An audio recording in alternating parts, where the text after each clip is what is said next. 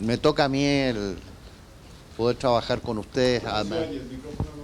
Este micrófono está, o hay que ponerlo más arriba. Pero así me escuchan también, supongo. Ah, pero no se escucha ya. Eso da lo mismo, no.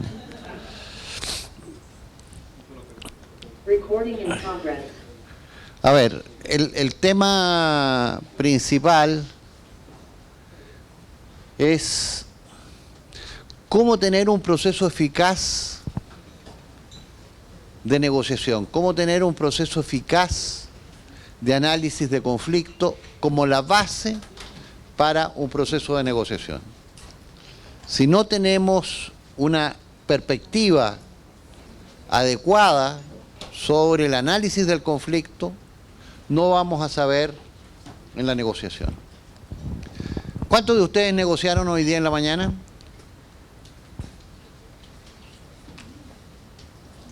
¿Con quién negoció en la mañana? ¿Con? Con una amistad, tuve que negociar. Fue a negociar. ¿Qué fue a negociar? Bueno, yo tuve que negociar con él con un préstamo de 10.000 colones. Ok. ¿Qué negociaste en la mañana? ¿Cuántos miles de sacos? No, lo que negocié tempranito fue decidir con mi esposa si íbamos a correr y a qué hora y cuánto tiempo. Okay.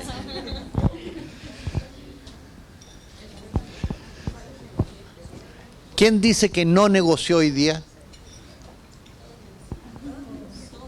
En la mañana. Todos negociaron en la mañana. ¿Y qué negociaron con las camisetas?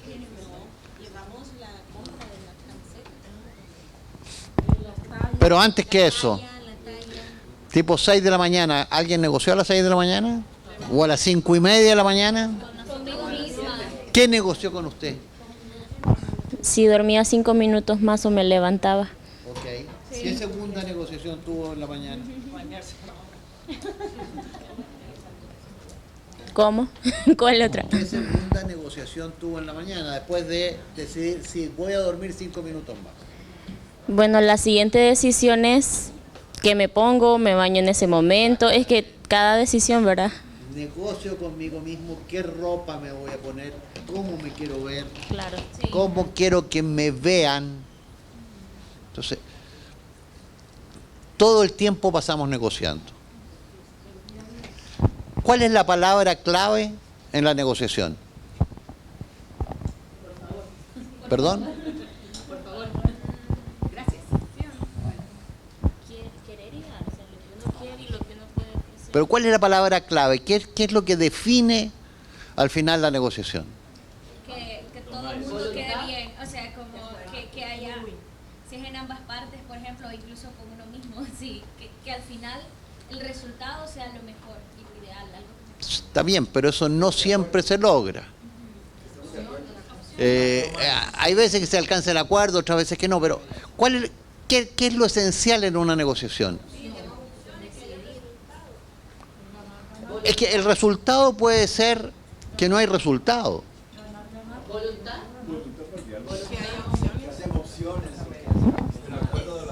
No, lo principal en la negociación es entender los intereses.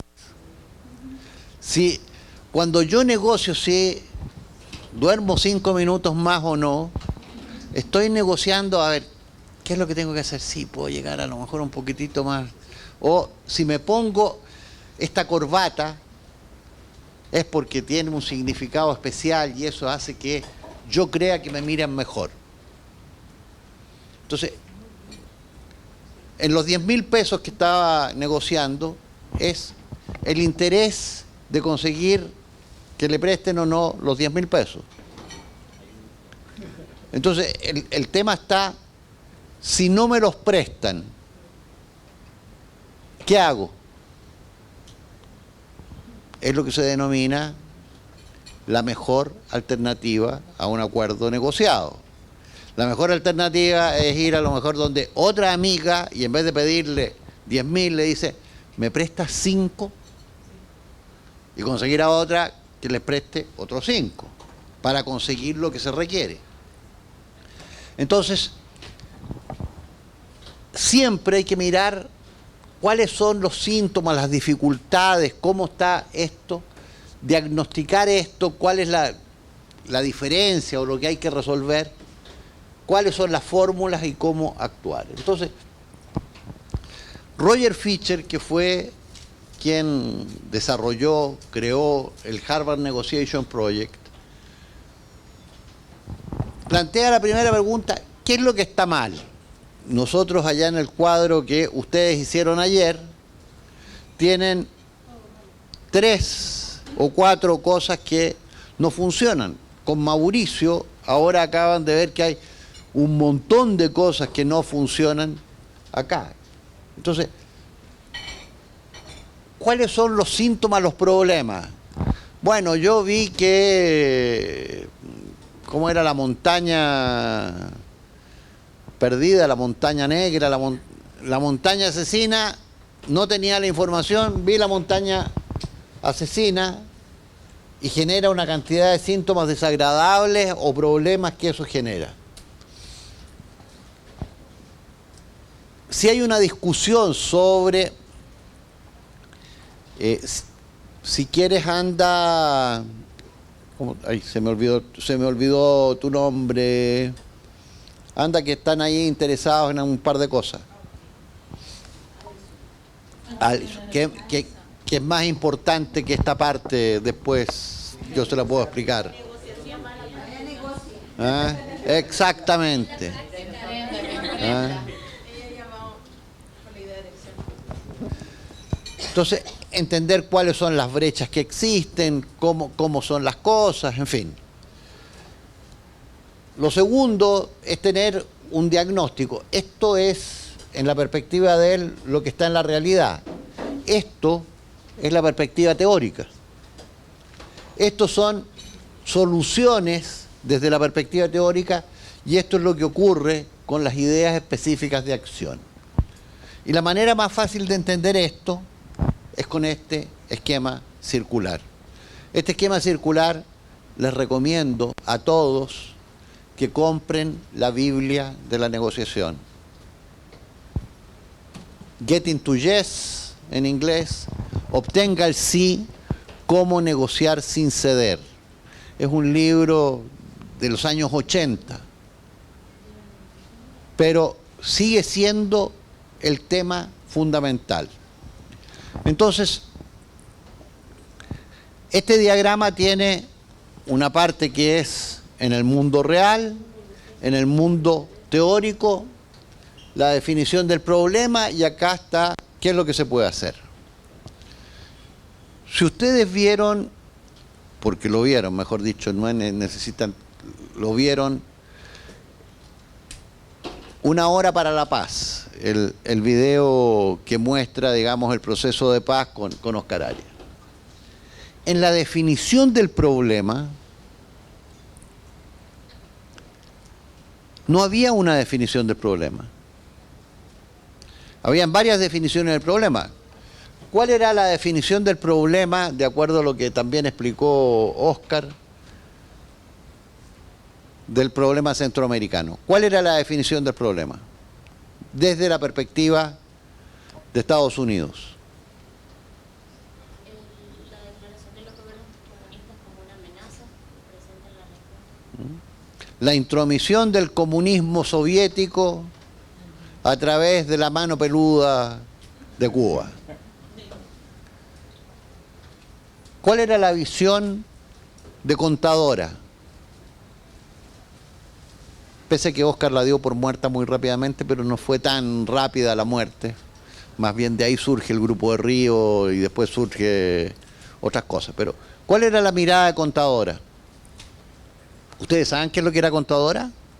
Aparte de que Carla puede explicar que es un lugar turístico fantástico en Panamá. De hecho, estaba pensando si era la contadora de nosotros. Sí, es la contadora de ustedes porque ahí fue la reunión de contadoras donde se creó el grupo Contadora. Eso es lo mismo que me pasó el otro día en un curso en Honduras donde dije, bueno, y el acuerdo de Esquipulas. Y colocaban caras tan raras como las de ustedes. Entonces les pregunté, ¿quién ha escuchado hablar de Esquipulas? Entonces, no habían escuchado hablar de Esquipulas, entonces les dije, mire, aquí en la frontera cerquita está el Cristo de Esquipulas. Ahí hubo una primera reunión donde se creó el Parlamento Centroamericano. Y hubo una segunda, que no fue ahí, porque fue en Ciudad de Guatemala, donde Óscar, junto con los presidentes centroamericanos, firmaron el acuerdo de paz. Entonces, Contadora, que estaba constituido por México, Panamá, Colombia, Venezuela, en la época que Venezuela era uno de los 3 estados democráticos cuando habían solamente gobiernos militares en la región, era Colombia, Venezuela y Costa Rica, el resto eran dictaduras militares. Dice, la guerra en Centroamérica va más allá de las fronteras, esto va a provocar una intervención de los Estados Unidos y vamos a estar en un problema mucho más grave. Entonces, la perspectiva que tenía Contadora es que la guerra centroamericana requería un acuerdo de paz y por lo tanto lo pensó como un acuerdo de paz firmado por los gobiernos en esa perspectiva. No se vuelva, quédese allá.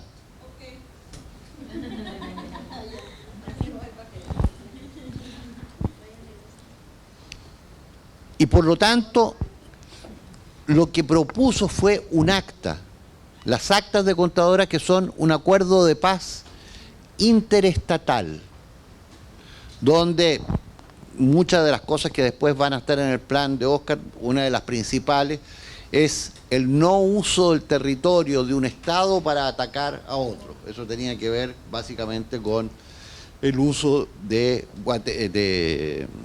Palmerola, de Honduras, el uso más limitado de Costa Rica, pero también uso de Costa Rica, en fin. Entonces, Contadora propone esta acta interestatal. ¿Cuál fue el pensamiento de Óscar, del equipo que trabajaba con él, del canciller Madrigal Nieto, en fin? Mire, lo que sucede es que hay guerras civiles. Y por lo tanto, lo primero que hay que hacer es detener las guerras civiles. ¿Y cómo se detienen las guerras civiles? Con democracia. Eso significa plantearle la democracia a Nicaragua. Cuando se discutió esto, era la definición, ¿y qué se entiende por democracia? Entonces, al final, después de mucha discusión, acordaron que fueran 3 cosas la definición de democracia. 1, que hubieran elecciones, la primera. 2, que hubiera acceso a la prensa y hubiera más de un candidato en esas elecciones. Y 3, que el que ganaran los votos ganaba la elección. 3 cosas que uno puede decir son obvias, pero hay veces que no son tan obvias. Ya hoy día el concepto de democracia, gobernabilidad democrática, agrega muchas más cosas como hemos visto. Entonces, al pensar esto como guerras civiles, detener las guerras civiles, mantiene como un punto fundamental el no uso del territorio para atacar a otros estados. Y también, dado el nivel de desconfianza, estaba en el grupo de Contadora, se desarrolla también en el plan de paz, que haya una comisión internacional de verificación, cosa que fue fundamental. Entonces, frente a esto y a la definición de este problema en cada uno de ellos, hay soluciones distintas. La perspectiva del presidente Reagan era: El Salvador está más cerca de Texas que Texas de Washington. Y por lo tanto, la guerrilla en El Salvador, apoyada por los sandinistas, por Cuba, en fin, es muy peligrosa. ¿Qué es lo que tengo que hacer? Una política que se aplicaba en la Guerra Fría, de detente, de poder evitar que pudiera haber una perspectiva de avance de la perspectiva del comunismo acá. Entonces dice, acá tenemos que aplicar la misma política de siempre y entonces el enfoque va a ser la detente. En el caso de Contadora dice como esta guerra se expande y nos va a afectar a México, México va a quedar como hamburguesa, porque Estados Unidos está en nuestra frontera norte, va a ocupar el canal de Panamá y avanzar para arriba, vamos a quedar como la hamburguesa. No nos interesa ser hamburguesa, entonces tenemos que evitar que eso ocurra. Tenemos que evitar que haya una intervención norteamericana en la región. Pero también tenemos que evitar que haya una intervención rusa en la región. Y en el caso de la perspectiva de Oscar Arias es cómo fomentamos la democracia, cómo detenemos las guerras civiles, cómo creamos comisiones internacionales de verificación. Entonces, después los enfoques es cómo esta perspectiva teórica se traslada a una perspectiva. ¿Cómo entendemos la detente? La detente significaba que no necesariamente había que ocupar tropas estadounidenses en la región, más allá de los asesores, que podían ser muchos, en fin. Y eso significó apoyar la contra. Y por lo tanto, crear un ejército paralelo, en el caso de Nicaragua, a través de la contra. En el caso de El Salvador, significó crear 3 veces el ejército salvadoreño.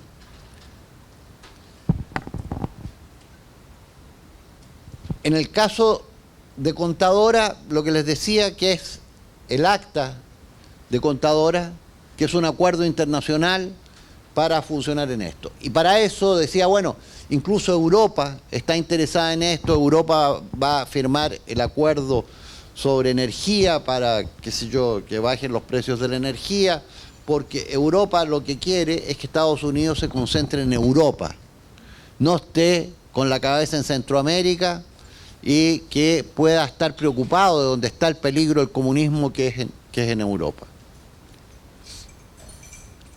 Y en la perspectiva de Oscar Arias es cómo a través del diálogo de reconciliación nacional se podía detener las guerras civiles a través de los otros aspectos.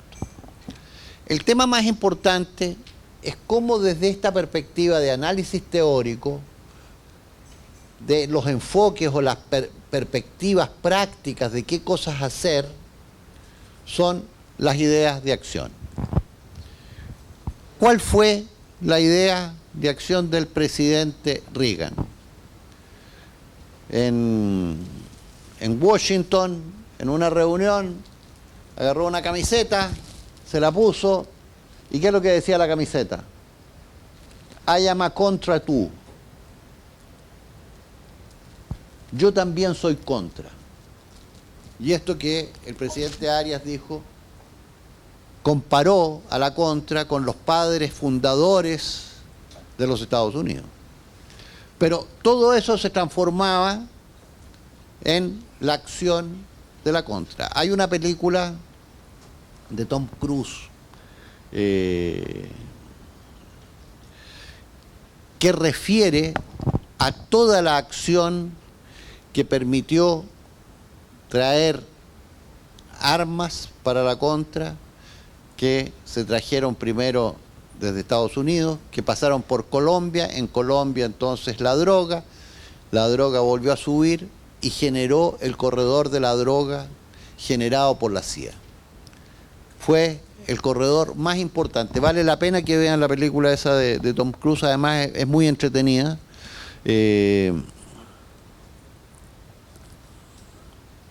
American ahora se me fue el nombre, pero que está muy muy bien retratada la situación, donde aparecen los grandes líderes del narco colombianos, aparecen, digamos, cómo esto era importante en toda la región centroamericana. En el caso de los países de Contadora, después de que se avanzó, dice, otros países cuando vino la democracia, dijeron, bueno, nos vamos a unir a Contadora. Sí, vale la pena, American Made. Y si lo buscan además en internet van a encontrar el nombre real del señor que fue este piloto que abrió esa ruta, y que la película termina con el escándalo Irán-Contras, donde dice, bueno, se nos jodió esta red, ahora ¿cómo creamos otra? Es como Oliver North. Exacto.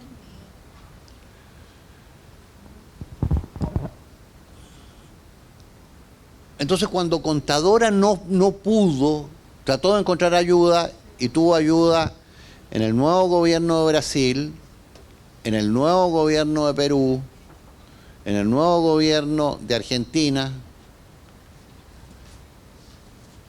y Argentina, Brasil, Argentina, Brasil, Perú. No sé, ahora ya no recuerdo si debe haber sido Ecuador quizás. Porque después que vino la democracia, en Chile se incorporó después de los años 90 y se transformó en una asociación de toda América Latina. Y en el caso de Costa Rica fue plantear la firma del acuerdo de paz. Y la firma del acuerdo de paz, que se firmó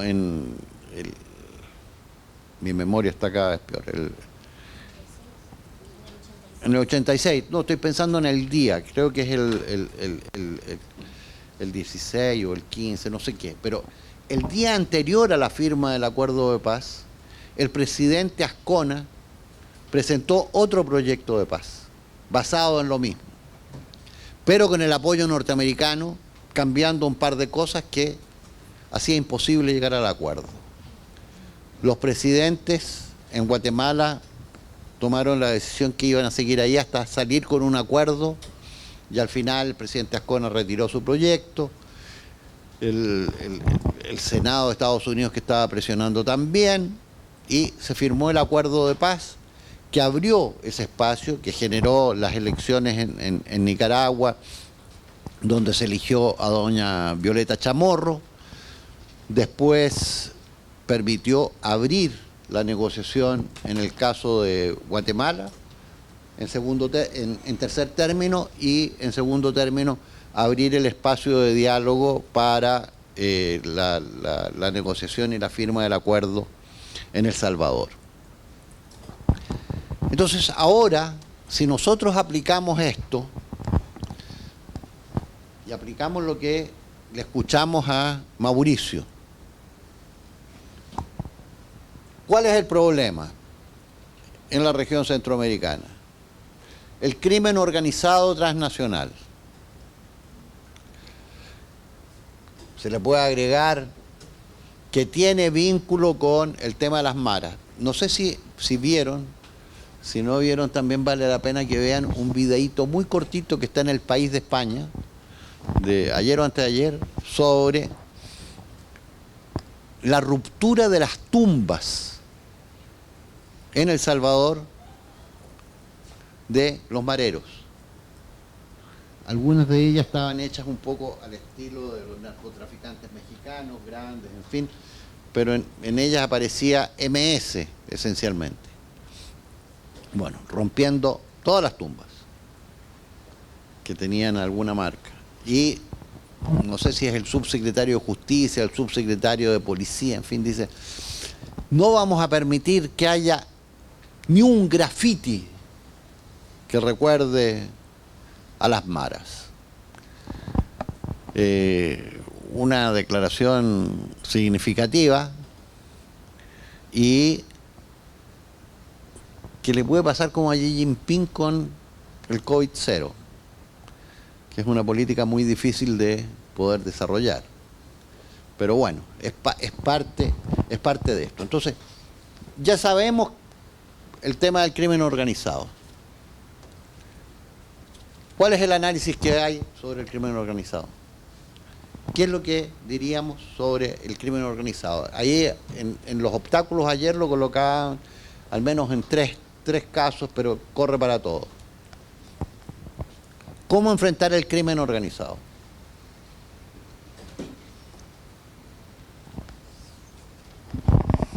Bueno, en primera instancia, creando una estructura en el gobierno que no sea cómplice de él. Entonces, mientras exista un gobierno con voluntad que esté dispuesto a oponerse verdaderamente, creo que es un buen punto de partida, porque en la mayoría existen estructuras, pero que no operan a como deberían. Ok, frente a gobiernos débiles, permeables al crimen organizado, tener gobiernos eficientes, capaces de enfrentar al crimen organizado. ¿Qué más? Educación. Pero más que educación, porque de educación hay en todos los países centroamericanos, bien que mal, sino bien enfocado. O sea, educación accesible para todos los niños, con enfoque, digamos, que y luego le permita oportunidades de trabajo y de desarrollo y de crecimiento. No solo educar para obtener un título y luego suerte en la vida, sino crear sistemas que lleven a que ese título se traduzca en una calidad de vida, digamos, adecuada para esa persona y su familia. Ok. Yo creo que eso vale la pena notarlo. ¿En qué tiempo nos va a dar resultados eso? A largo plazo. Y antes entonces nos morimos todos porque el crimen organizado nos mató o nos cooptó. Esa prevención está muy bien, debe de ser. Pero la acción Entonces, ¿cómo enfrentar esto que creo que alguno de ustedes lo señalaba, que en México hay un dicho que lo expresa de manera muy clara? Más vale vivir una semana como rey que una vida como un buey.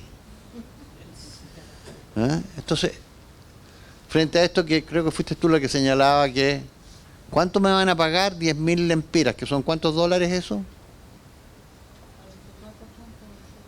Si fueran 25 son 200, 400 dólares. Bueno, si yo eso me lo gano en un día. Entonces, no hay posibilidades. Es muy complicado, sobre todo quien no estudia ni trabaja ni tiene opciones de llegar al trabajo. Y eso, crecientemente, a su vez, son más mujeres las que están teniendo ese problema.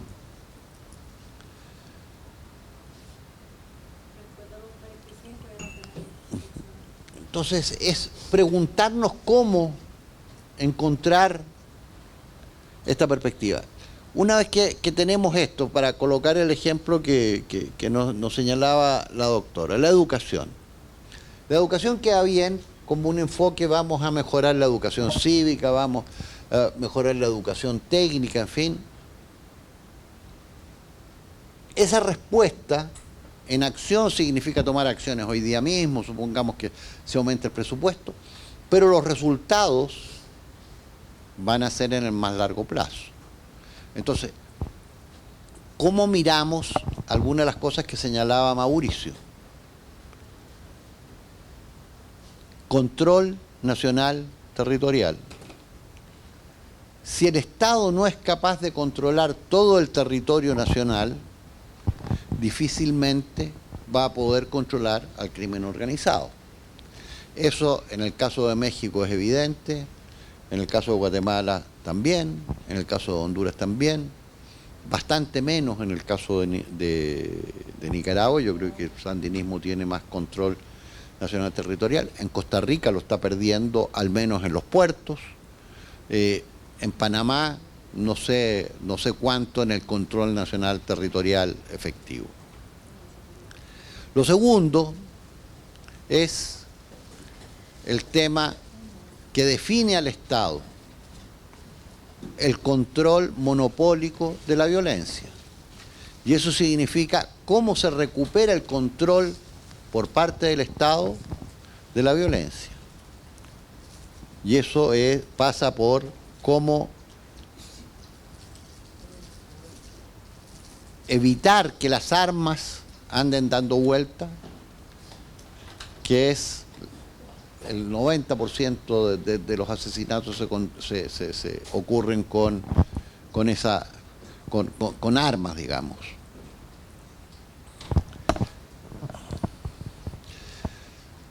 Cuando se analiza esta perspectiva, no es solamente quedarse con mi mirada. Cómo a través de distintas ciencias académicas se piensa el problema. Cómo se piensa desde las ciencias políticas, desde la psicología, desde la antropología, desde la medicina, desde la salud, en fin. Cómo esto se mira. Pero también desde actores y puntos de vista de profesionales. ¿Cómo lo ven los líderes religiosos? Cada vez más importante la perspectiva de los evangélicos. ¿Cómo lo ve la doctora desde el punto de vista de la salud pública? ¿Cómo lo ven los periodistas? ¿Cómo, qué sé yo, en el caso de, por ejemplo, de El Salvador, cómo lo ve el Faro? ¿Cómo lo ve la prensa más oficial? En fin, ¿cómo lo ve un diplomático? ¿Cómo lo describe un diplomático cuando habla con periodistas, con otros diplomáticos? En fin. Un inversor, ¿cómo lo ve un empresario? Cada uno va a tener un enfoque que permite mirar de otra manera. Y entonces esto es necesario desarrollarlo a través de lluvia de ideas. Y realizar un proceso de lluvia de ideas es generar el conjunto de ideas que puedan surgir, donde las ideas que se reciben, por más locas que aparezcan, no se critican.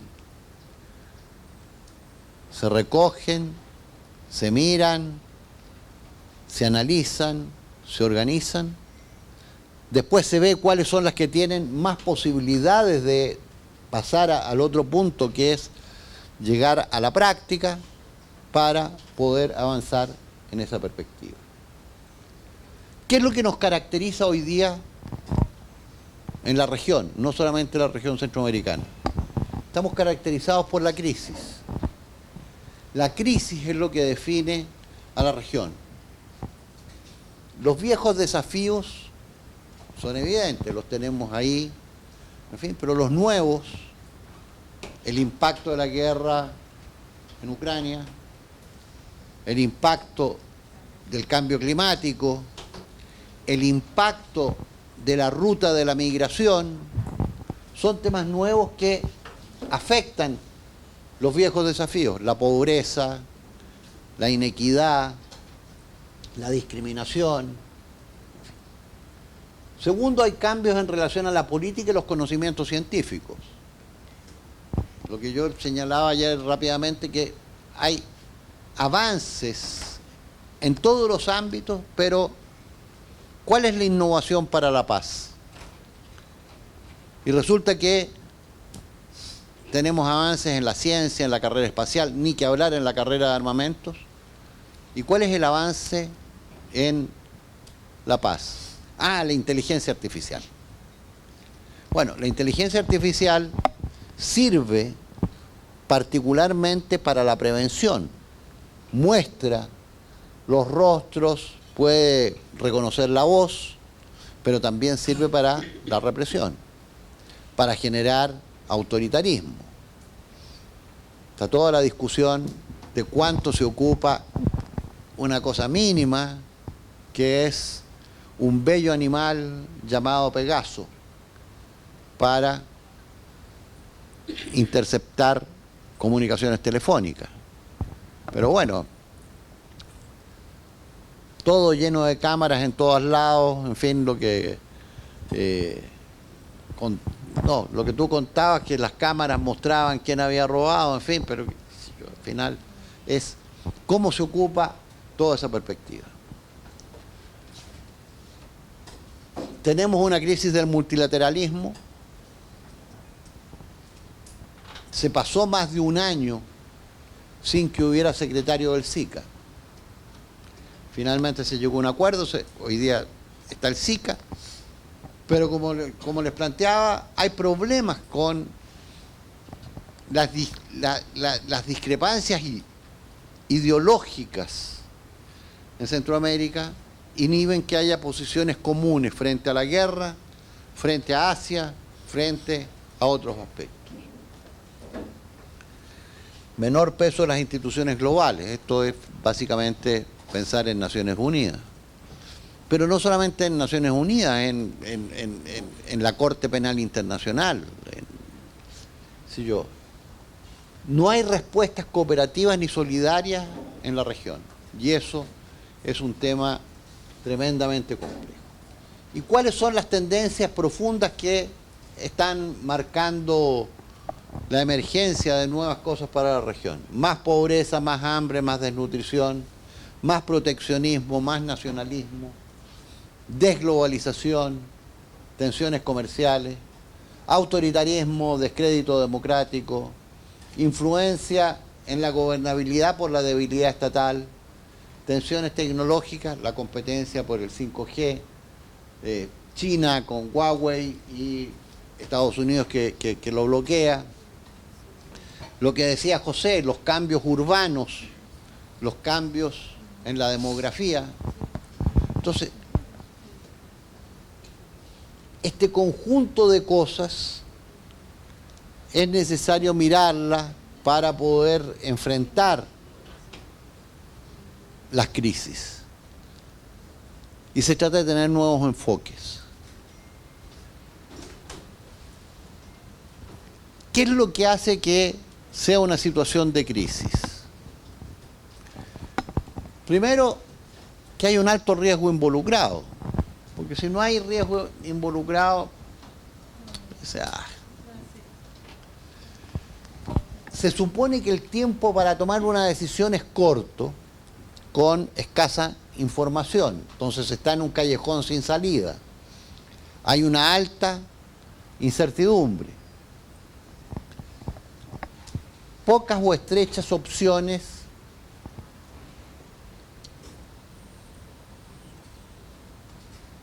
y toda crisis hay que buscarle las oportunidades que genera. ¿Qué ocurre cuando tenemos pocas opciones?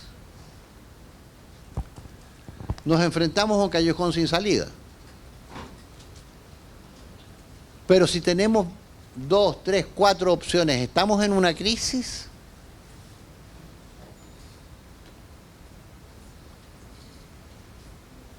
Yes or no?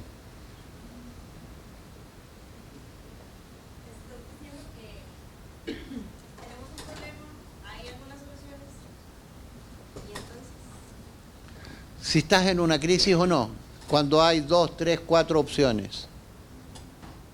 Pienso que aún no. Hay opciones. Sí, pienso que 1, 2, 3, las hay. El problema sería cuando es cero. depende si esas Pero opciones siempre no hay. son factibles. Pero son opciones, siempre se ramifican.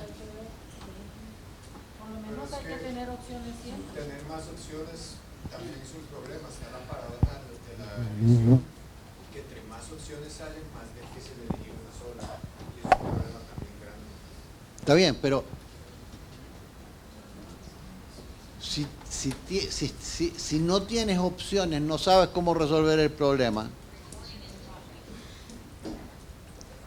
estás en un callejón sin salida. ¿Qué es lo que hago? Si tienes muchas opciones, ¿Cuál elijo?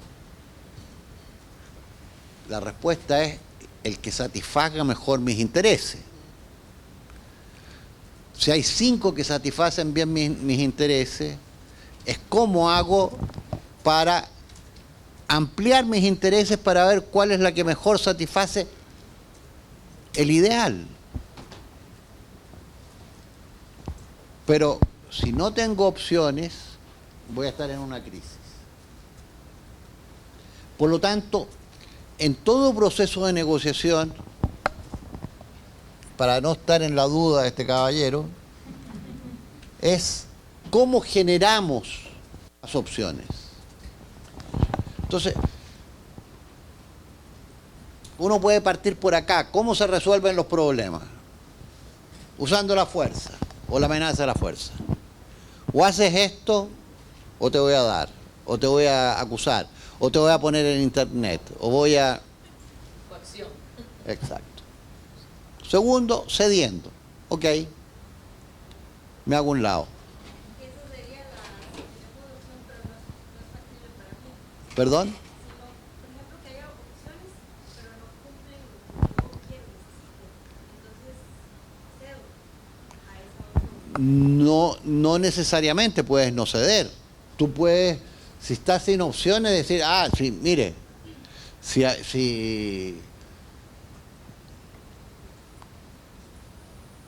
a Ucrania le dijeron, mire, usted haga tal cosa, no, yo no estoy dispuesto a cederle todo el sur de Ucrania a Rusia. No estoy con opciones, ¿qué es lo que voy a hacer? Defenderme, ocupar la fuerza. ¿Qué es lo que ocurrió antes en Ucrania? Cuando Crimea era ucraniano. Lo invadieron los rusos, hicieron, qué sé yo, cedieron. Avanzar por medio de una negociación. Buscar que la negociación pueda resolver el tema sobre la base de acuerdos basados en reglas o los temas de justicia, por cambio de contexto. Hay veces que al cambiar el contexto el problema cambia, se resuelve o no se resuelve. Había un presidente en Chile que creo que era del siglo pasado que decía, hay 2 tipos de problemas: los que se resuelven solos y los que no tienen solución. Perdón,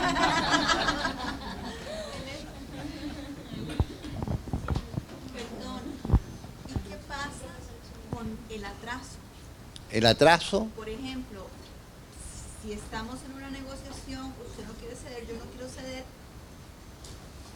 y atrasamos la cosa. se pospone, qué sé yo. Hoy día en la Asamblea Legislativa están discutiendo el tema de el 3x4, esto de cambiar, en fin. El Frente Amplio dice, no, mire, yo tengo todas estas observaciones, si no se toman en cuenta, voy a ocupar todo el tiempo que tengo y esto va a atrasar en, qué sé yo, 50 días, 70 días la discusión. Si el interés del gobierno es resolverlo y aprobar esa ley, significa que se va a tener que sentar con el Frente Amplio, buscar una negociación, porque el Frente Amplio no está dispuesto a ceder. Está dispuesto a negociar probablemente para encontrar una solución. Entonces,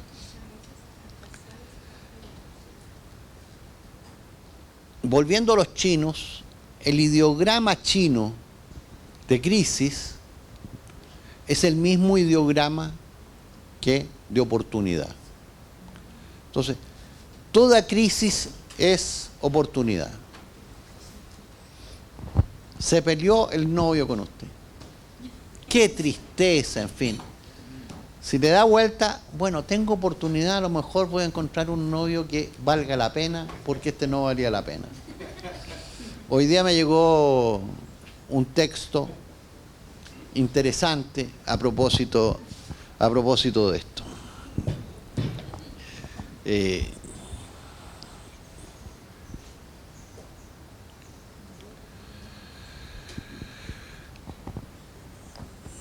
Piqué está jugando el último partido hoy día y se retira.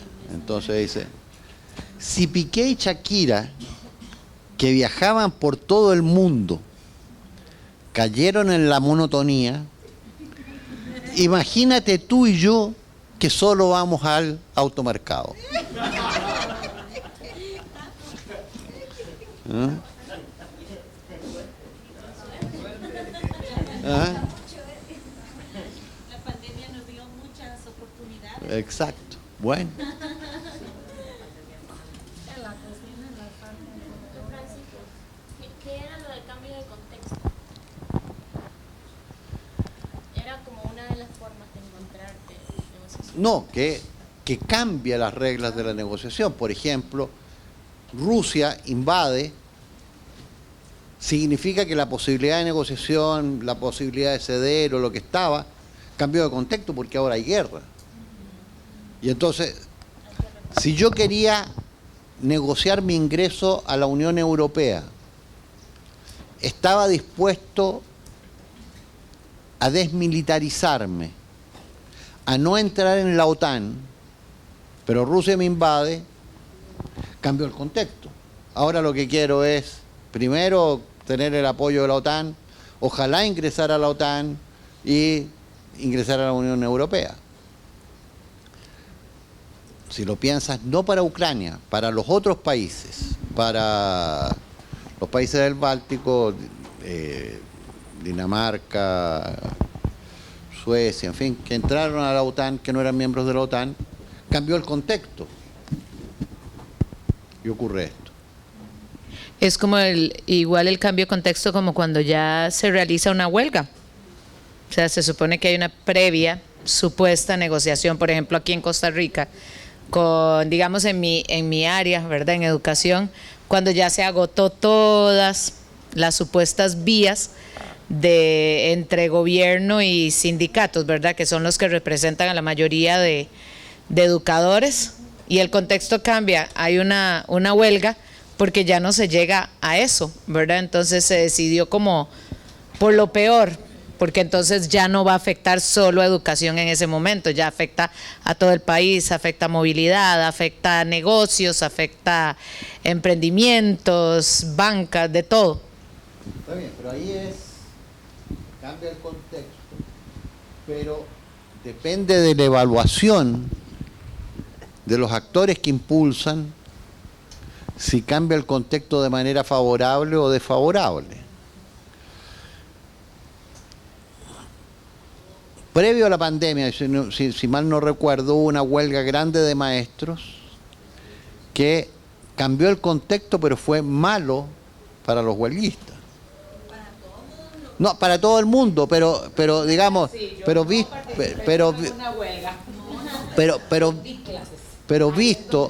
visto desde la perspectiva como actor, si yo quería ocupar la fuerza de la huelga para obtener mis intereses, que me aumentaran en X porcentaje, al final salí para atrás. Entonces,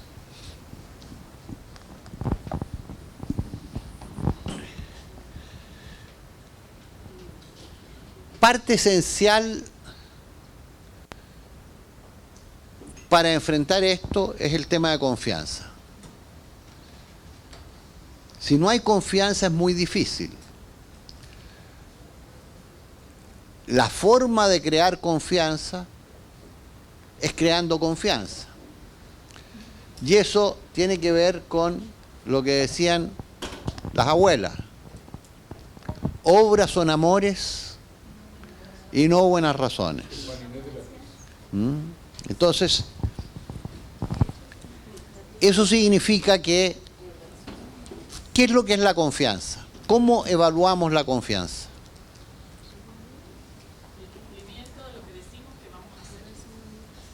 El cumplimiento de lo que decimos que vamos a hacer. Ok. Y entonces, yo evalúo la confianza sobre la base de la declaración efectuada y miro hacia atrás. Entonces, en la negociación del plan de paz, de acuerdo a lo que nos contaba el presidente Arias, miro a Nicaragua, Ortega no va a cumplir. ¿Por qué? Porque miro hacia atrás, regímenes comunistas no cumplen. Pero ojo, no era Daniel Ortega. ¿o sí? Era Daniel Ortega, con lo que representaba Daniel Ortega en el conjunto del Frente Sandinista y los vínculos la comandancia. Yo creo que era poco más que Ortega, era la comandancia, Borges y otros, pero el vínculo que tenía con Cuba. Y cómo Cuba se sentía fortalecida por el vínculo con la Unión Soviética. Entonces, evaluamos la confianza mirando hacia atrás. Si esto es así, y miro hacia atrás, qué sé yo, si el marido o el novio llega siempre tarde y te dice, no, te juro que voy a llegar temprano. Tú miras hacia atrás, no llega, entonces ese día llegaste tú tarde y él llegó puntual. Sí, pero ¿cómo me reclamas si yo estoy aquí hace media hora esperando? Entonces, si evaluamos hacia atrás y necesitamos generar confianza, la única alternativa es que los hechos comprueben esto. Y Creo que va ligada a la oportunidad, ya que lo mencionas en sí. porque la confianza no la veía realmente hacia atrás, la veía hacia adelante. O sea, la confianza, tengo confianza o no en esta persona, tengo confianza o no en esta institución, tengo confianza o no en este partido político, tengo confianza o no en este líder, tengo confianza o no en este alcalde, no qué es lo que va a pasar pasado mañana. Yo ¿cómo establezco la confianza? Mirando para atrás. Y entonces, bueno, Por ejemplo, yo no puedo juzgar a un partido político, o sea, si es un tema de confianza, yo puedo decir, ok, bueno, cuando hubo la dictadura, el partido que era el X. Ya perdí la confianza en ese partido. No es cierto. Creemos en las oportunidades y valoramos la confianza en función de las oportunidades. Está bien, pero es una perspectiva. Pero eso el partido que estuvo ahí te tiene que decir, yo me equivoqué, o estuve por tal razón, y le prometo esto, es lo mismo, le prometo que voy a llegar puntual. Y a partir de ahí es que voy a medir. Entonces vas a medir la próxima ocasión, vas a medir la siguiente, en fin, cada una de ellas. Por eso que las obras son más que... Es que la confianza no quita el control. Eso es aparte, la verificación. Sí, hay algo muy popular y yo en la familia, mi padre siempre ha dicho, nos decía, que el que se quema con leche caliente le tiene miedo al queso. Y eso hay que reflexionarlo siempre. El que se quema con leche caliente le tiene miedo al queso. Por eso de ahí la confianza que hay que medirla de alguna forma. A ver hasta dónde es capaz de... Solo un comentario. Me parece muy curioso eso porque no lo había visto desde ese punto de vista. Para mí sería, bueno, muy personal, ¿verdad? Sería viendo el ejemplo que está dando cierta organización en el momento, o sea, como en el presente, más que todo. Y entonces, pues me parece muy curioso, ¿verdad? Como ver hacia atrás y, eso sería como presente. Bueno, no, también que eso de la confianza se usa como en algunos datos científicos, digamos, ¿cuánta confianza tengo yo en que este experimento vaya a salir bien? Bueno, voy a hacer 100 pruebas y de esas 100 pruebas veo si 30 están mal, entonces voy a tener una confianza del 70%. Pero ya en temas como de humanos es un poco más flexible, creo yo, porque ya es algo no tan, ¿cómo se dice?, tan binario, sino que también puede haber eso que, por ejemplo, lo que ella dice de la confianza que le pueda tener como a futuro a la persona, pero sí también es eso que usted habla de que viendo al pasado eso mide cuánto confío yo en alguien, digamos. ¿Cuánto yo puedo? O sea, si yo estoy enamoradísimo, me dice, no, voy a llegar puntualísima. Voy a decir, sí, por cierto. no voy a mirar los atrasos, porque tengo otra perspectiva de mirar. Sí, no, totalmente de acuerdo con lo de mirar hacia atrás le da a uno la confianza. Quería hacer un comentario en el sentido de que la confianza disminuye los costos, ¿verdad? Eso en la economía es muy obvio. Supongamos que la gente fuera honesta y entonces hacemos tratos de palabra y no necesitamos nada, y, ¿verdad? Y todo fluiría mucho más fácil. No habría abogados. No habría abogados, ¿verdad? Cuando no hay confianza tienen que haber abogados, controles, las tarjetas de crédito cada vez tienen que tener más controles y tiene uno que comprar el seguro para, ¿verdad? Que nos decía la compañera, todo eso aumenta los costos. Entonces, nada más hacer ese reconocimiento de que si hay confianza, todo fluye mejor y los costos de las transacciones disminuyen. Y por otro lado, que hay ciertas ocasiones en que como que a la mente le tratan de hacer el truco de que no hay pasado, yo soy el nuevo, los políticos todos son corruptos, yo no soy político, entonces yo soy el que sí el único que puedo resolver los problemas soy yo, y entonces encanto a la gente, ¿verdad? Entonces cuando ya eso es curioso, no sé, hay ciertos tiempos y damos como esa luna de miel de confianza. Bueno, hay que apostarle, ¿verdad? Entonces no sé. Hay que correr el riesgo. Hay que correr el riesgo, porque sí. Lo que se evalúa es, a ver, la historia no es muy buena respecto a la confianza. Las garantías que está dando hoy día aparentemente, entonces vamos a correr el riesgo. El tema está, ¿cuántas veces corres el riesgo? En las relaciones de pareja, padre-hijo, hijos-padre, en fin, en la sociedad, en todos lados.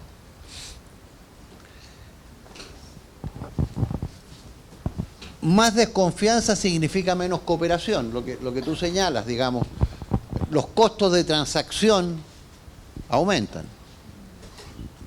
Todo se hace más difícil porque la desconfianza es lo que está prevaleciendo. América Latina es el continente más desconfiado en las relaciones interpersonales en el mundo.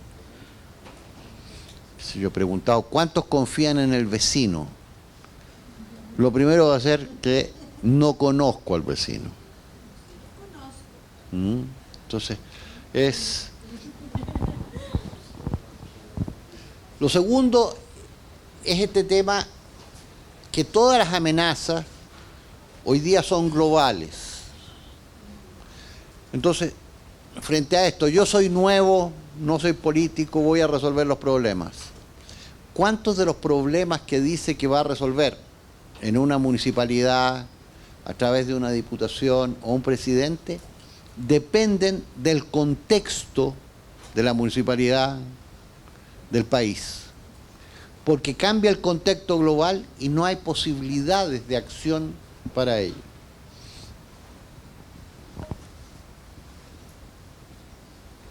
Quizás puedes contar un poco cómo se fija el precio del café. ¿De qué depende? De la oferta y la demanda. O sea, el precio del café básicamente depende en el mundo de Brasil. Brasil produce el 60% del café del mundo y en un buen año puede producir más que todo Centroamérica junto en exceso de café. Entonces, en un buen año para ellos. Entonces, pero en un año con helada en Brasil. Entonces pues, se produce poco café y el precio se dispara. Entonces ese es la tragedia de ellos es lo que nos funciona ahí a nosotros. Cuando hay helada y sequía en Brasil es lo mejor para estos países, ¿verdad? Pero la demanda es bastante estable, la demanda del café es bastante resiliente. Aún en la pandemia la gente siguió tomando café y se mantuvo bastante bien. Pero lo que varía más es la oferta, entonces el precio del café depende mucho de lo segundo, la oferta. Para un grupo específico de café, depende de la calidad del café que se ocupa para que el café de Brasil, que es por miles, se le ponga un poquitito de este otro café para darle un toque que genere más sabor, más competencia, más otro tipo de cosas. Entonces, es cómo el contexto climático define esto. Y eso no se sabe hasta el momento de la oferta. Qué sé yo, si hay una helada, en fin, significa que los precios van a subir. ¿Cómo se cuida más el poco café que se pueda producir por acá?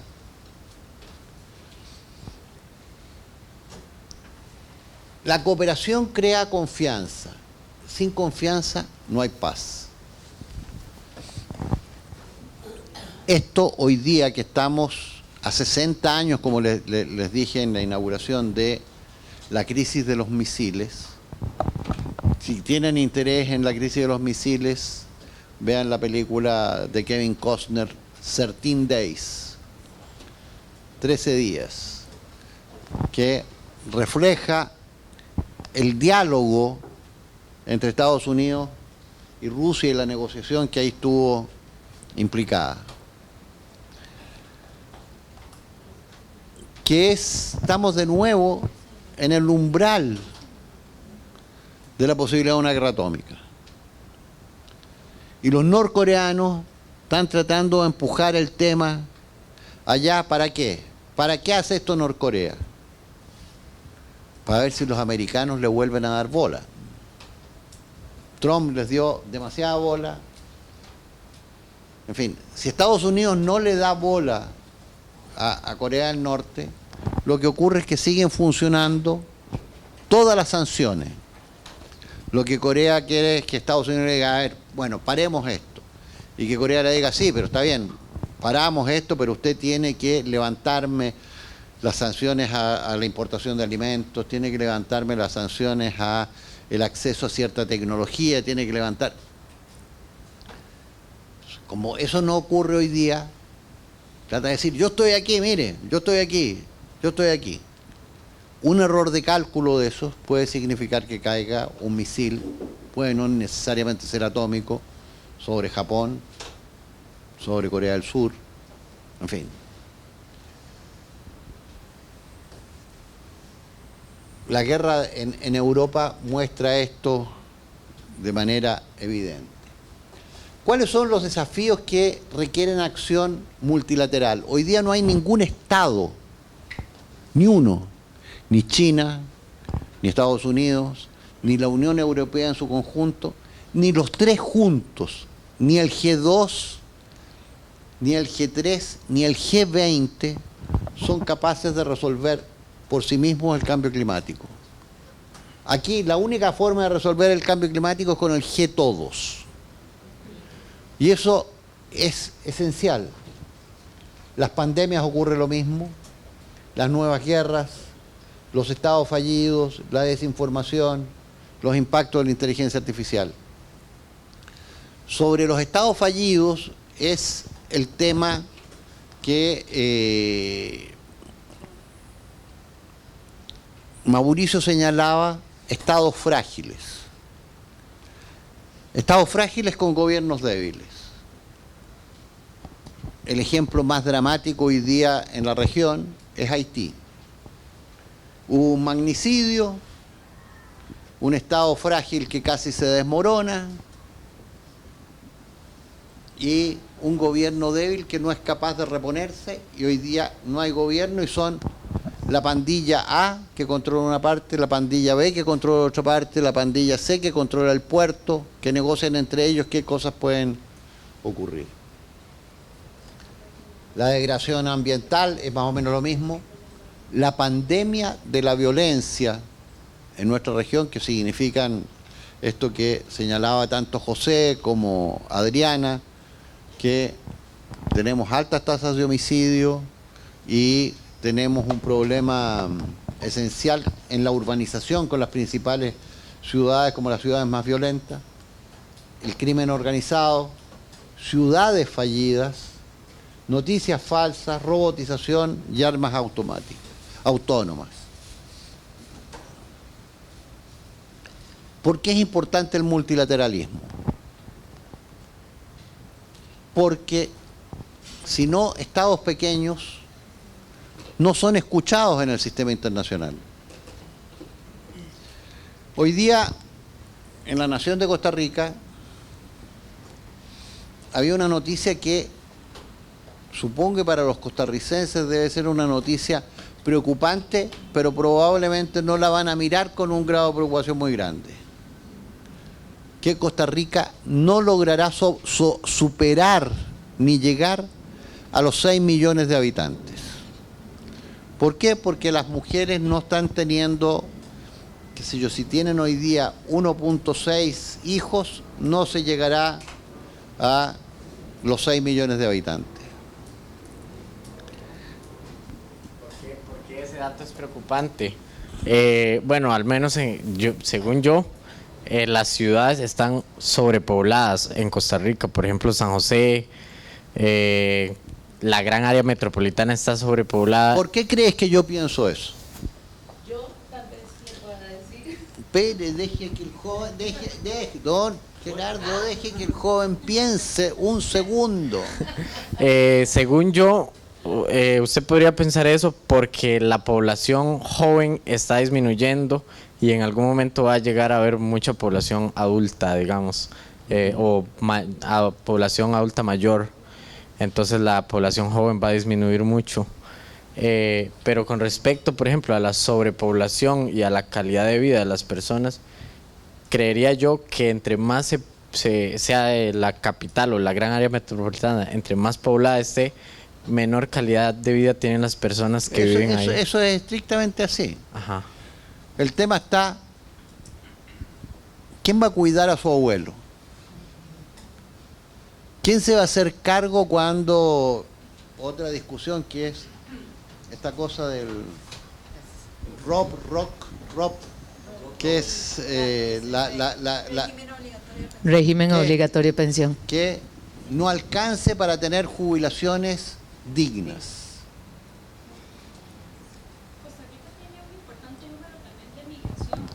Ese va a ser otro tema que está asociado, que es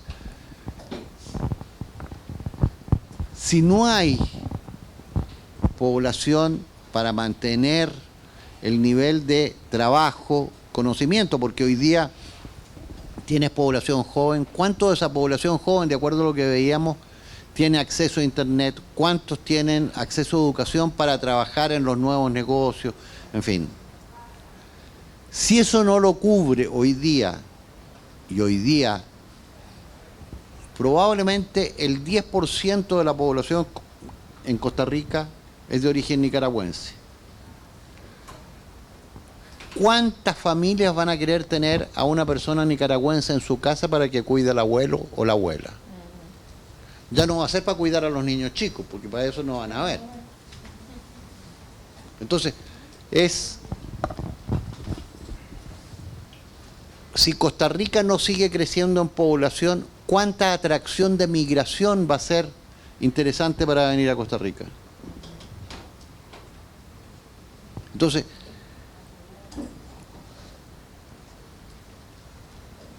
China, que hoy día es el primer país de población en el mundo, va a dejar de serlo. Va a ser India primero. Nigeria va a tener más población que Estados Unidos en el 2030. En fin, los pesos demográficos cambian. Yo tengo la impresión que ¿cuántos servicios de jóvenes se requieren para un país basado en turismo? ¿Qué servicio?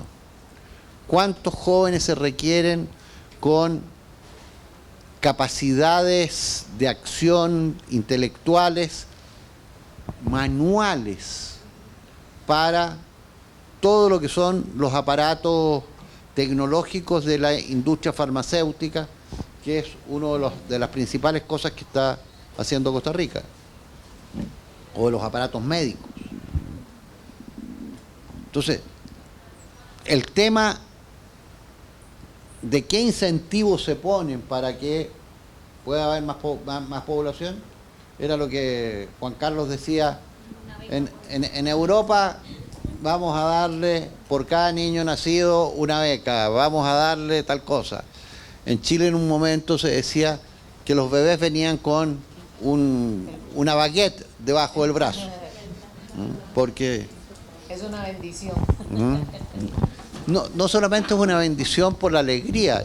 Cuando nosotros tuvimos a nuestro hijo, nos dieron un bono en el momento que nació. Entonces, es parte de ese tema. Entonces, en países pequeños, el multilateralismo es la forma de defensa frente a normas, reglas que se adoptan en el sistema internacional y que impactan en el sistema local. Con María Teresa se veía, yo no estuve en la parte final, pero supongo que algo deben haber tocado de cuando vamos a empezar o ya estamos viviendo la mitad en la parte virtual y la mitad en la vida real.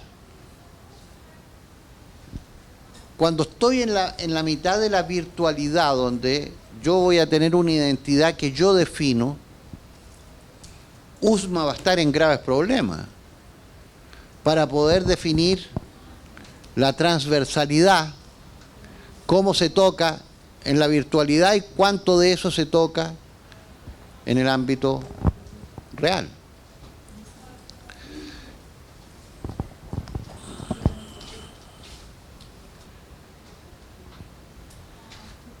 Esto es lo que les señalaba, que ningún Estado por sí solo puede hacerlo, en fin.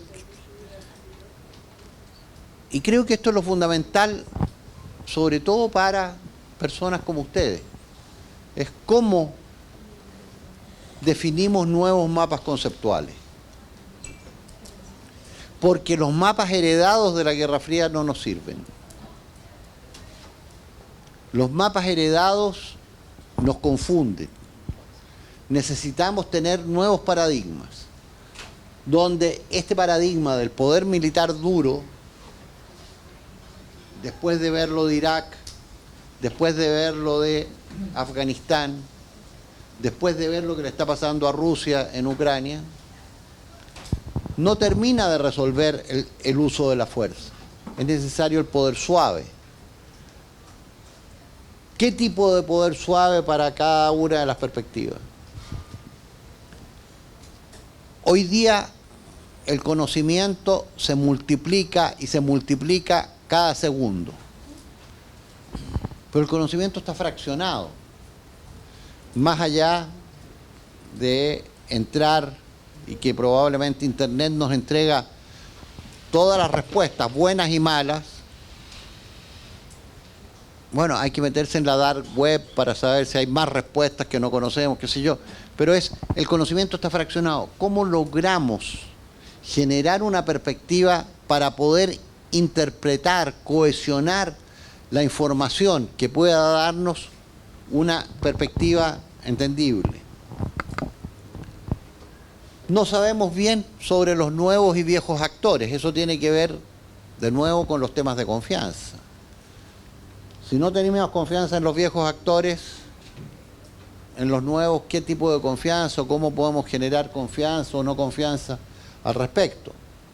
Y entonces hay que construir nuevos mapas conceptuales a partir de lo que conocemos, la proyección que eso tiene, en fin. Y eso pasa de nuevo por una construcción de un multilateralismo del siglo XXI, requiere nuevos marcos conceptuales para poder entender. Bueno, a ver si tienen preguntas o comentarios. Carla. Una de las cosas que creo que en los últimos meses con el tema de la guerra con Rusia y Ucrania, el tema de la diplomacia, ¿aplica este mismo conjunto de conocimientos para efectos de lograr alguna resolución? Por cierto, o sea, si nosotros miramos previo a la invasión, del 24 de febrero, al menos todo el mes de enero, usted prendía la televisión y decía, los tanques rusos están en la frontera, no sé qué. Al día siguiente, los tanques rusos siguen ahí mismo, no se han movido, en fin. Los satélites podían mostrar esta identificación y verle más o menos el nombre al soldado ruso arriba de un tanque fumando. Ese tiempo de la diplomacia no fue el tiempo adecuado para ser usado de manera eficiente. No funcionó la diplomacia con Rusia, no funcionó la diplomacia por parte de Estados Unidos, todos empujaron a esta situación que generó pocas opciones. Entonces,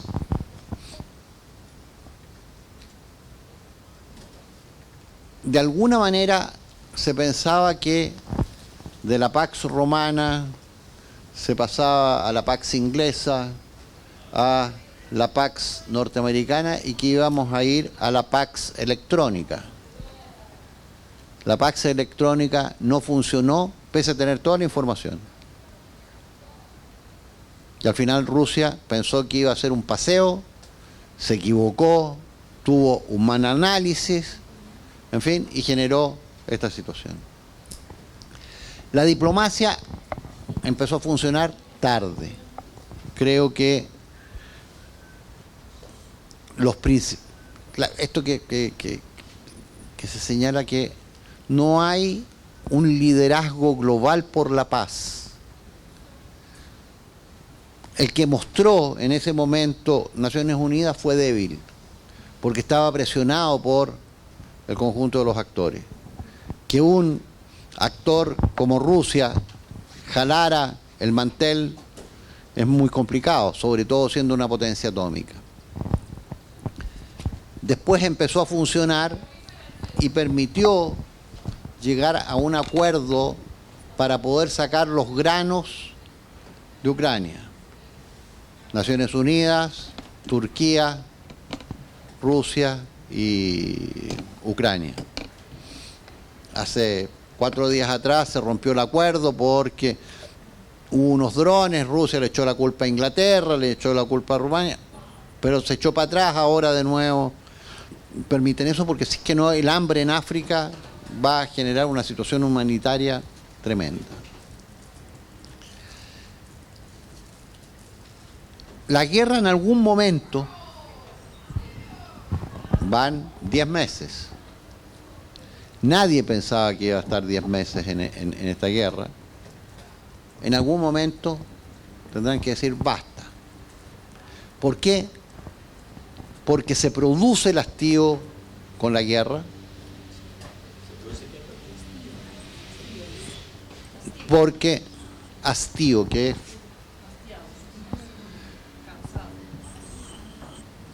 Porque en vez de haber 5 o 6 fórmulas de solucionar la guerra, la mediación de Turquía, la mediación de India, la mediación de... Tiene que haber un camino de solución y lo más importante, tiene que haber un camino de transición entre la situación actual y la que viene. Eso lo logra la diplomacia. Pero para eso tiene que madurar el momento de la negociación y donde la evaluación de los intereses de cada parte debe llevar a eso. Aparentemente eso todavía no está. Habrá muchos más muertos todavía con el peligro del tema atómico presente. Y eso deja de ser una guerra local al otro lado del mundo y que no nos afecta, sino que es un tema que nos toca. Yo creo que Rusia va a esperar el invierno. Eso es lo que ellos tienen el control. Mientras el invierno no llegue, ellos van a estar allí. Sí, pero ¿y llegado el invierno qué? No, él quiere presionar, obviamente. Yo no sé qué va a pasar, pero yo estoy estimando Y disculpa, Fabiola, lo que pasa es que he estado siguiendo la guerra desde que empezó. Pareciera ser que ellos realmente lo que quieren es ahorcar a Europa con el tema de la energía. Entonces ellos saben que, claro, ahorita mismo demoró más de lo que tenía que demorar, muy bien. Ellos siguen teniendo cómo pelear y siguen haciendo y amenazando, porque el tema nuclear fue una amenaza directa a los que están apoyando a Ucrania. Entonces, mientras se sigan manteniendo el apoyo, ellos igual no sé de dónde van a sacar, no sé, ahí hay otros aliados de Rusia que están seguramente apoyándolos y por eso es que no lo han ahorcado hasta ahora, a pesar de todo lo que le han cortado. Cuidado, y no están tan atorados como uno pensaría que deberían estar a este momento. Y ellos lo que están esperando es justamente, y la presión ha sido fuerte desde que cortaron todo el suministro de gas a Alemania. Yo creo que están esperando para ver si es que va Europa a poder subsistir sin energía. ¿Hasta dónde? O sea, ¿hasta dónde le van a seguir suministrando a Ucrania sabiendo que los tuyos están ahí muriéndose también de frío? La noticia hace 2 o 3 días atrás es que hoy día en Europa tienen mucho más gas del que requieren. El precio del gas bajó a... Sí. Entonces, ¿cuánto de lo que producen algunos de los países del Medio Oriente que sean capaces de proveer gas licuado como están proveyendo resuelve esto? Es parte de eso, pero a su vez las noticias también dicen que esto que empieza a avanzar un poco el invierno, todavía no está, los ucranianos tienen más ventaja respecto a los rusos y que los rusos tuvieron que abandonar Jersón. Entonces, es una situación muy compleja porque mientras no haya un hastío con la guerra, las partes no sientan que están en un pantano del cual no podrán salir, será difícil que la diplomacia pueda avanzar. Y eso significa mirar los intereses. La señorita. Bueno, se relaciona con lo que han hablado recientemente con Carla. Mucho hablamos de la necesidad de que haya confianza entre las partes, ¿verdad? Del análisis y entender los intereses que tenga cada una para proponer soluciones viables y atractivas. Pero ¿qué pasa cuando la ambición de las partes es genuinamente mala? Cuando el interés es irracional, no lo puedes satisfacer porque realmente no es algo bueno. O sea, ¿cómo negocias en esa situación? O realmente pasa lo que concluían ahorita analizando el tema de Ucrania, en que sencillamente no hay condiciones para una negociación o para una aplicación de la diplomacia en ese caso. O sea, ¿cómo lidias para encontrar soluciones en un ambiente así? Eso es estar en un callejón sin salida. Eso es que hay un problema fundamental. Es lo que en los análisis matemáticos se llama el dilema del prisionero. El dilema del prisionero lo voy a poner con otro ejemplo, no con el típico del ejemplo del dilema del prisionero, es que es jugar al juego de la gallina, como le dirían en Estados Unidos, ¿quién es el más cobarde? Entonces que vienen 2 autos que van a gran velocidad, el que se desvía es el cobarde, el otro sigue. Si no se desvía ninguno de los dos quieren ser valientes, ¿cuál va a ser el resultado? Que van a chocar. Entonces, ¿qué pasa cuando estás en esa situación? Tú vas manejando en el auto, colocas toda la velocidad, yo voy a sacar al otro para afuera, y ves que de repente este hace así, pesca el volante del auto y lo tira por la ventana.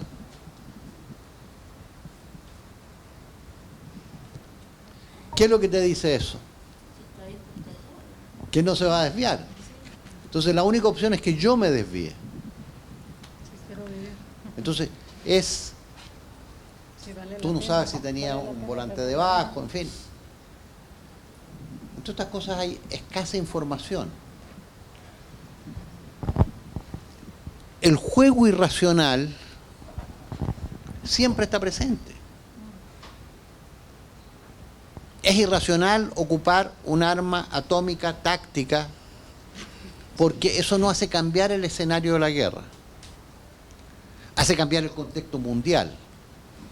Y si hubiera una votación sobre el uso de un arma atómica táctica, tendría una votación equivalente a la que hubo en Naciones Unidas respecto a levantar el bloqueo a Cuba, que 185 países, si no me equivoco, votaron porque Estados Unidos levante el bloqueo a Cuba. 2 países votaron en contra.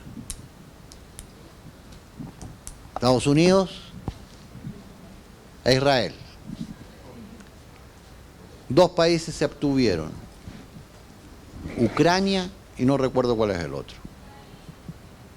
Entonces, el contexto dice, no, mire, esto, qué sé yo, son 60, 70 años con el bloqueo, no han conseguido, en fin.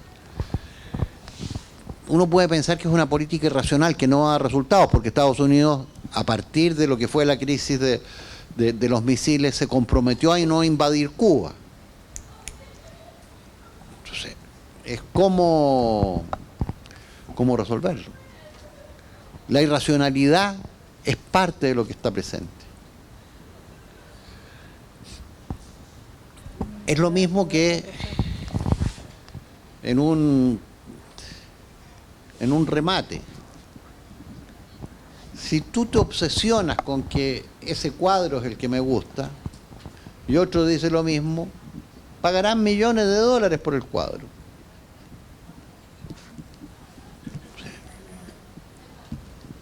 ¿Cuánto vale el cuadro? Alguien puede decir, se pagaron, qué sé yo, 300 millones de dólares. ¿Cuánto vale el cuadro? A ver, el cuadro debe costar unos 200 dólares. ¿Cómo 200 dólares? Sí, la tela vale 100, las pinturas del fulano que hizo las 3 rayas, que son las que... ¿ah? Entonces, la irracionalidad es parte que nos acompaña en los genes. Entonces, ¿cómo logramos superar la irracionalidad? Con la educación, con comprender cuáles son los intereses y ver cómo puedo satisfacer mis intereses sin que esto me lleve a la muerte. ¿Qué es lo que está ocurriendo con el cambio climático? Es absolutamente irracional lo que estamos haciendo con el planeta. Le hemos declarado la guerra al planeta, pero no queremos firmar la paz. O sea, esto que ayer conversábamos, mire, en el caso de Costa Rica es explotar recursos naturales, el petróleo, el oro a cielo abierto. Entonces, ¿cómo hacer que los intereses puedan ser satisfechos? Porque yo el interés de los recursos naturales y el oro lo quiero para tener más recursos para satisfacer el bien común. El bien común de la inmensa mayoría de los habitantes del país. Entonces, es cómo a su vez mi relato, mi forma de expresar genera confianza. Ah, sí, porque yo soy el nuevo Francisco, y el que, siguiendo el camino de mi tocayo, que se atrevió a ir a los países del Medio Oriente, yo voy a hacer los cambios.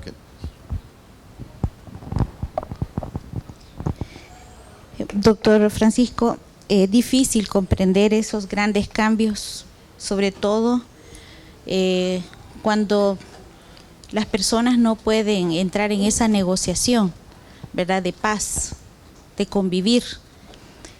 Quiero contar esta experiencia. En el mes de julio yo estuve en Polonia y pude entrevistarme con varias maestras que se vinieron de Ucrania para Polonia. Y yo les hacía esas preguntas. Si pudieran ceder alguna parte de ustedes, ellas me decían no.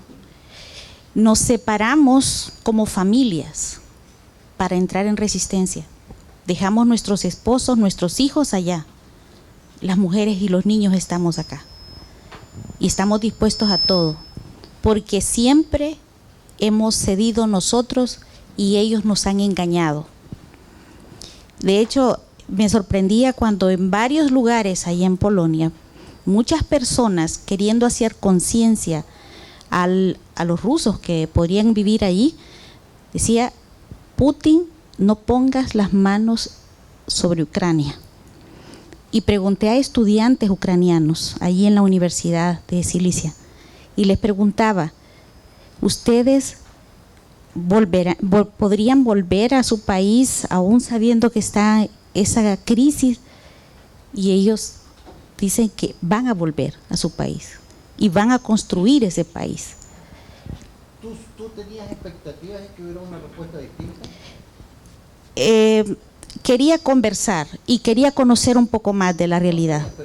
Sí tenía. Mi pregunta es, ¿tú tenías expectativa de que la respuesta fuera distinta? Por la paz, sí. Considerando que si se puede dialogar, si se pueden entender algunos temas y donde ambos puedan ganar, ceder para ganar la paz.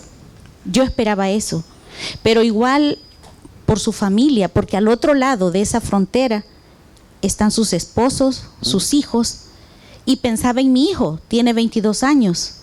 ¿Qué haría yo como madre sabiendo que él está al otro lado de esa frontera, peleando, que en cualquier momento puede morir? Como madre cedería, consiguiendo la paz para volver a mi casa, volver a ese lugar donde vi a mis abuelos, a mis padres, ceder tanto de aquella parte, pero ahí ya no hay confianza, porque Putin ha engañado también. Y hay resistencia en ambos países, pero no están dispuestos por la paz. Claro, claro. Entonces, cuento esta experiencia porque me tocó el corazón y vi la nostalgia de esas mujeres que dejaban su casa, toda su historia allí. Y creo que nadie piensa en eso. Bueno. A nivel político no piensan en esos sentimientos que hay ahí, en esas familias. Bueno, las familias dejan todo, desde las fotografías. Relacionado con eso de la guerra, yo le hablaba a un grupo de muchachos hace unos meses y les decía: imagínense que ustedes fueran Zelensky, ¿verdad?, el presidente de Ucrania, y Rusia los invade, y entonces ¿usted qué hace? ¿Verdad? Los ticos somos muy reacios a la guerra, no nos gusta la guerra, ¿verdad? No sabemos de ejército, ni de armas, ni nada. Le entrega las llaves del país a Putin y no muere su gente. O entra en una guerra que usted ya sabe que van a haber miles, millones de muertos, no sabemos, cientos de miles o millones de muertos. Entonces era una reflexión interesante porque, ¿verdad? Los ticos por reacción decían: no, la guerra es mala, la guerra no. Pero ya cuando te pones a pensar, bueno, si yo soy el presidente, le voy a dar las llaves del país a este tipo para evitar la guerra, eso no es lo que quieren nadie en mi país, o sea, entonces, ¿cómo le haces, verdad? Y esos son los conflictos reales, ¿verdad? Porque no es como que hay una opción, no hay una opción, no, sí, bueno, entonces agarremos esta parte donde hay unas montañas que ahí no vive gente y eso yo se lo doy y entonces ya tenemos la garantía, ¿verdad? No es así.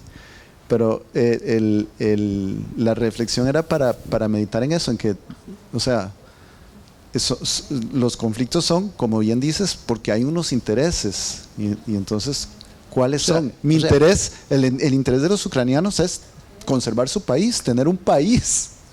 Pero eso incluso lo puedes medir de una manera más local. Si el jefe de los narcotraficantes del barrio golpea la puerta de la casa y te dice: ¿sabe qué? Yo voy a tener que ocupar su casa porque necesito, esta casa no está fichada, en fin, así que le ruego que salgan, me entreguen las llaves, se van, en fin, les voy a dar un poquitito de ayuda porque tampoco he ganado mucho para esto. ¿Qué es lo que hace el dueño de casa o los dueños de casa?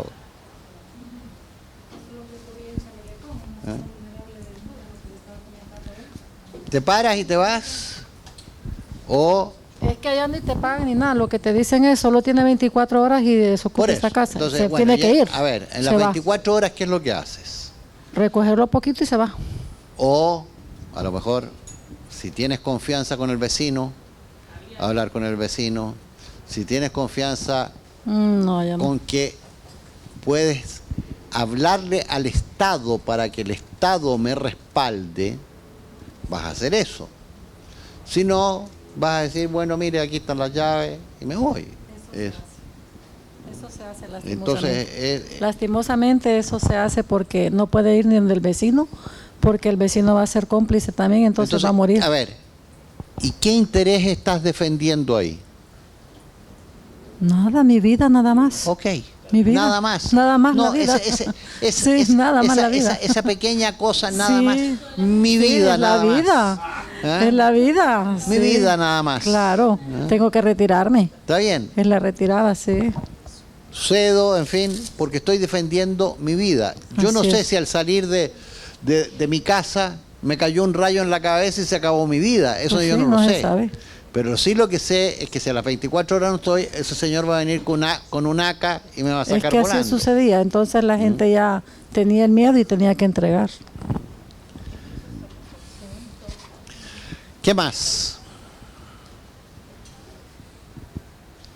Están los que dan el alma también. ¿Perdón? Están los que dejan el alma, ¿no? A ver, todos dejamos el alma en las distintas cosas que hacemos. Puede ser una partecita chica del alma, puede ser todo el alma, el corazón y el cuerpo, todo junto. Pero en la medida en que entregamos el alma, el corazón, el cuerpo en lo que hacemos, vamos a tener más satisfacción, vamos a estar más seguros del camino que estamos desarrollando. Entonces, por lo tanto, es muy difícil decir, a ver, no voy a entregar el alma, tampoco el corazón, voy a entregarle un dedito. Significa que no te involucraste, que no enfrentaste el tema. Y eso desde cosas chicas a cosas grandes. Entonces, es como en la definición de cualquier problema pensamos soluciones desde distintos puntos de vista. Esas soluciones las transformamos en cómo podemos arreglarlas, que era lo que señalábamos y vamos a trabajar después del almuerzo en el cuadro que ustedes tienen, en ideas prácticas y en cosas que sean reales, factibles, que puedan solucionar los problemas. Entonces, ahí en uno de los casos colocan diversidad cultural. ¿Cómo transformamos ese concepto de diversidad cultural en algo efectivo? ¿Qué significa eso? Dar diversidad cultural. Diversidad cultural no es necesariamente o única y exclusivamente incorporar pueblos indígenas o afrodescendientes, en fin, diversidad cultural respecto si yo soy católico, si soy cristiano, si soy ateo, si no sé qué, si soy universitario, si no tengo educación, en fin, es como eso, frente a lo que señalaba Guillermo, en la definición de política pública, se transforma en programas efectivos. Y hay que ponerle los recursos, porque si no están los recursos, no funciona. Pueden ser pocos, pueden ser muchos, pero que puedan avanzar en eso. ¿Qué más? Ya estamos con hambre.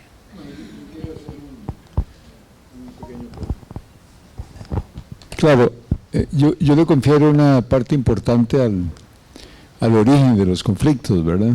Porque en el caso de Ucrania uno fácilmente ve a un oso encima de un pollito, ¿verdad?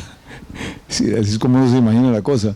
Pero uno tiene que entender también que después de la Guerra Fría, Estados Unidos hizo una provocación evidente con la OTAN. Es decir, ahí Rusia y Putin habían advertido hace mucho tiempo que por favor, más o menos no se nos arruinen mucho, no provoquen tanto, ¿verdad? Esa advertencia estaba hecha desde hace mucho tiempo. No quiero decir que esto sea o sea, no es una excusa, pero como es parecido cuando uno vuelve al tema de los conflictos en el año 62 y de la crisis de los misiles en Cuba. Hubo una provocación directa poniendo los misiles ahí a 80 millas de Miami, ¿verdad? Entonces, en política internacional la diplomacia tiene que actuar a tiempo, ¿verdad? Y la arrogancia, a veces la arrogancia imperial, dicho sea de paso, lo digo con toda propiedad, porque cuando uno estudia al senador Fulbright y uno estudia el contexto de la época, precisamente es de lo que se quejaba el senador Fulbright, es decir, de una arrogancia de no entender también, digamos, lo que está pasando exactamente del otro lado y querer jugar al poder en las barbas del otro. Entonces, yo creo que en materia de conflictos es fundamental que la diplomacia siempre esté activa para evitar los eventuales conflictos. Yo no sé por qué estas ligerezas también, bueno, Estados Unidos me da la impresión de que con la caída del muro y los cambios tan dramáticos, decidieron transgredir un poco más allá de lo que la diplomacia en realidad lo permitía. Entonces el tema de la génesis, hablando que Génesis está aquí con nosotros, de los problemas es un tema fundamental, ¿verdad? En materia de la diplomacia, porque si no, después se va complicando y se va complicando, va en escalada, ¿verdad? Y entonces Putin ahí en esto traía lógicamente su propia agenda. Europa Oriental, este es otro tema importante en general, probó las mieles de la democracia, es decir, se soltó todas las cadenas y este también es un fenómeno irreversible, digamos, ese sentido de la democratización que se siente también en Europa Oriental. Pero bueno, a mí también me está afectando el hambre ya. Bueno, lo fundamental, tomando lo que dice Guillermo, es no quedarnos en la superficie de los problemas. Hay que analizar las raíces profundas de los problemas. Y eso